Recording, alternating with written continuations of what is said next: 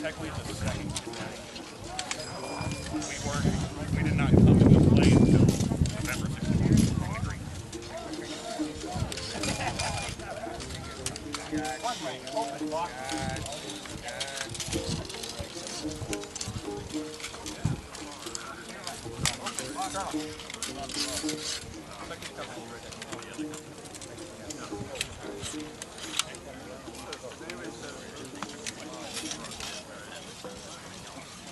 Still trying to identify it. We are ready. Sergeant Bray! Send Sergeant Pierce back. We have a man with no canteen. Back to Hendy's tent.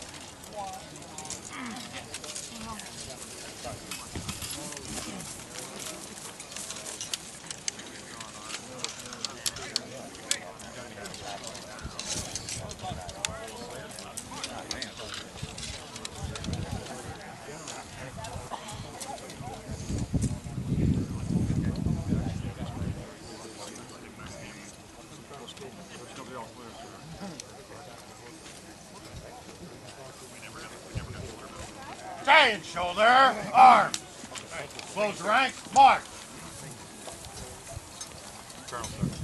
Prime. Prime! Attention. Shoulder, arm. March. Shoulder, arms. Rear ranks, about face. Prime. Company commanders, walk your line, cap one into the ground.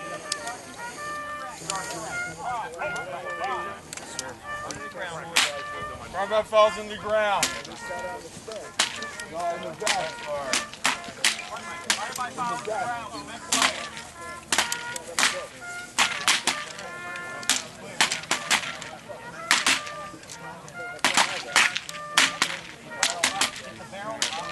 worry about the lighter.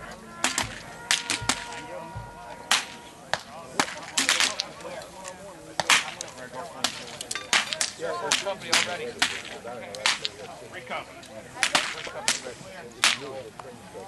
Rear rank, forward, march. Halt. Order, arm.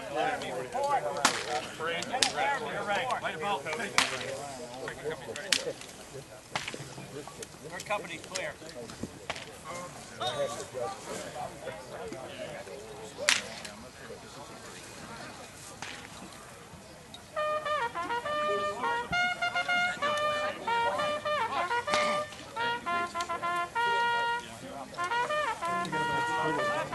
Yes, sir.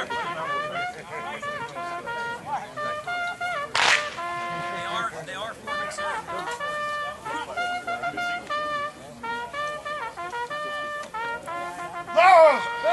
Whoa! Sharpshooter. Shoulder, arm. Load without priming. Outer. Front. Right strap. Front.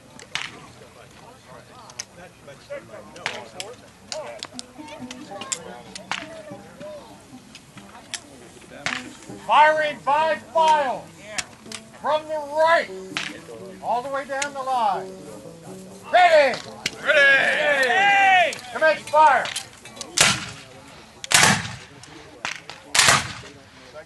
Ready after you fire.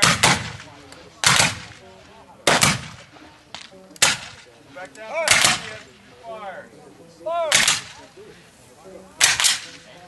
Fire.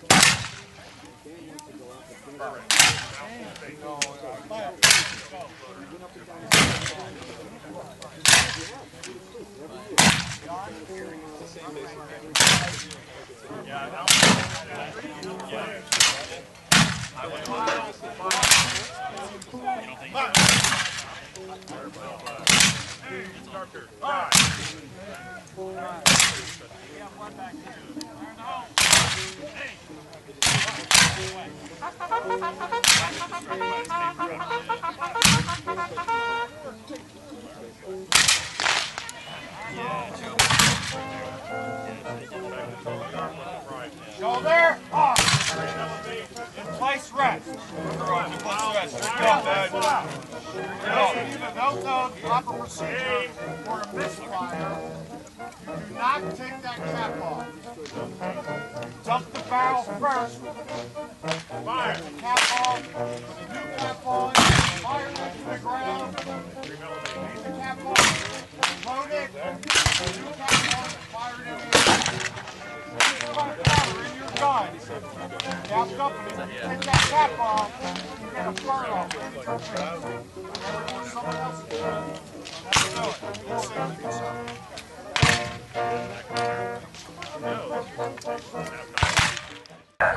Here today, the signal towers will also play a role. The signal tower in the hill opposite will give the Union an idea when Confederate reinforcements are being rushed to this sector, and will give them at least a little warning when Jubal Early's brigade arrives in the fight. Behind us, the signal tower, of course, will coordinate the Confederate defense and will enable Confederates to send reinforcements where they're needed.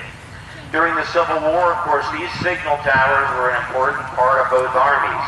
They were able to send messages. They had a code that had been developed before the war, and they were able to keep the armies coordinated much more than they could with couriers.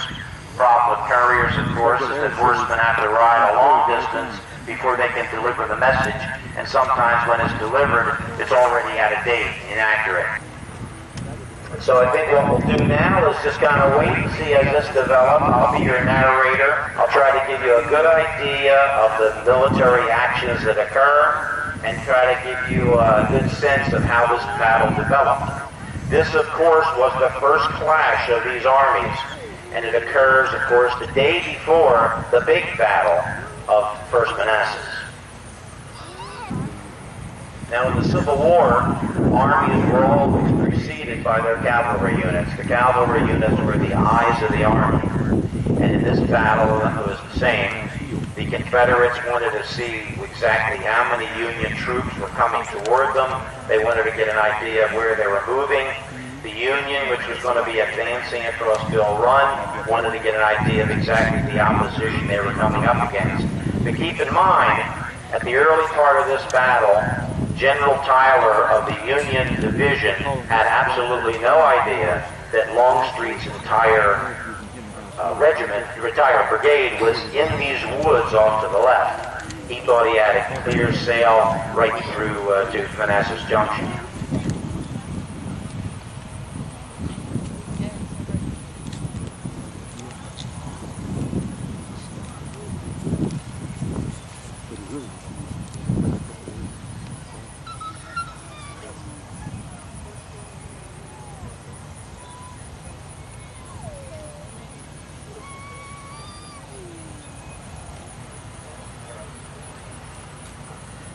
Now keep in mind, the very first thing that you're going to see is you're going to see the arrival of Tyler's Union forces on the opposite hill.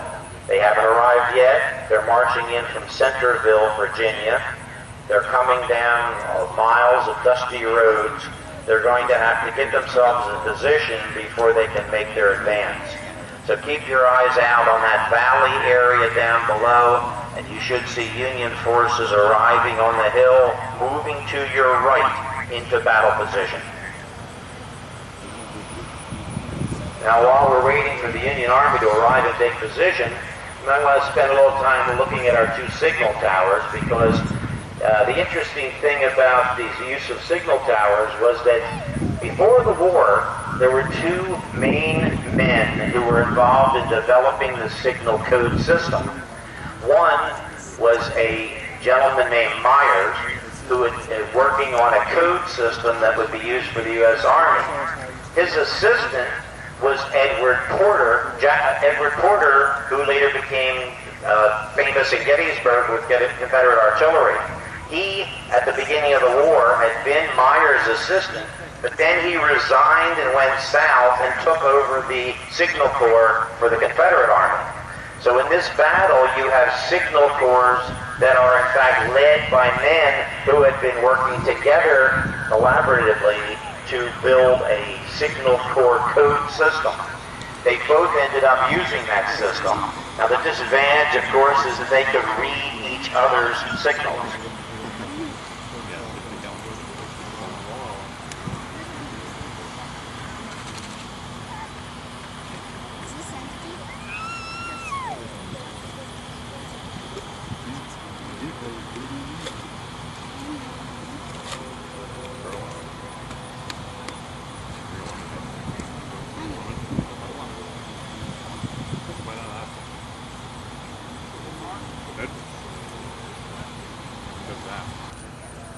One thing that you should remember is that during the Civil War, it often took hours and hours to get armies set in position before they could advance. In reenacting, we try to do this a lot faster.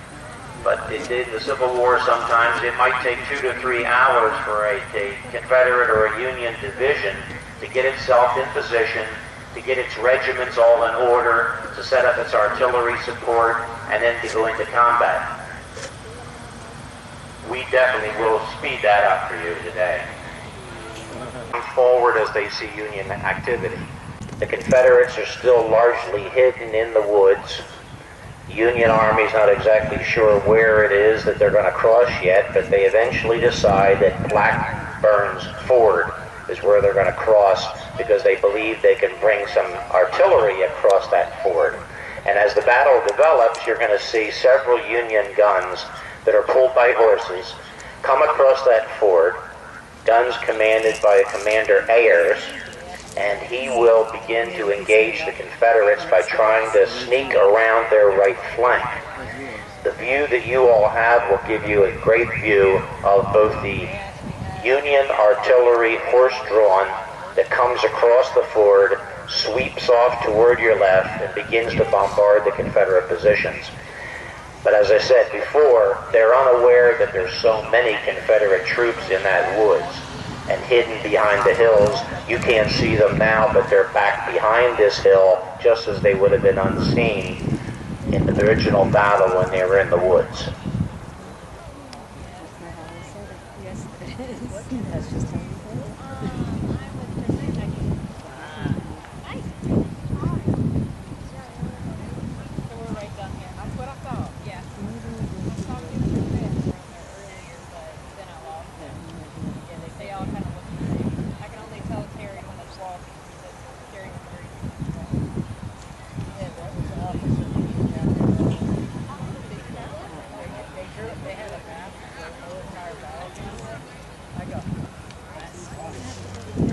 Now, as I mentioned before, these actions usually started off with Confederate and Federal cavalry units checking to see what was ahead of the Army. And as you can see, the Confederate cavalry has come down from the woods where they were, and now they're going to come out into the fields, and shortly they'll engage the Federal cavalry, determining who's got how many men and get a sense of the terrain. So watch as this develops. You're going to see some cavalry action. At the same time, of course, the other two infantries, the Confederate and the Federal infantry, they're starting to deploy and get themselves in position while the cavalry fights it out.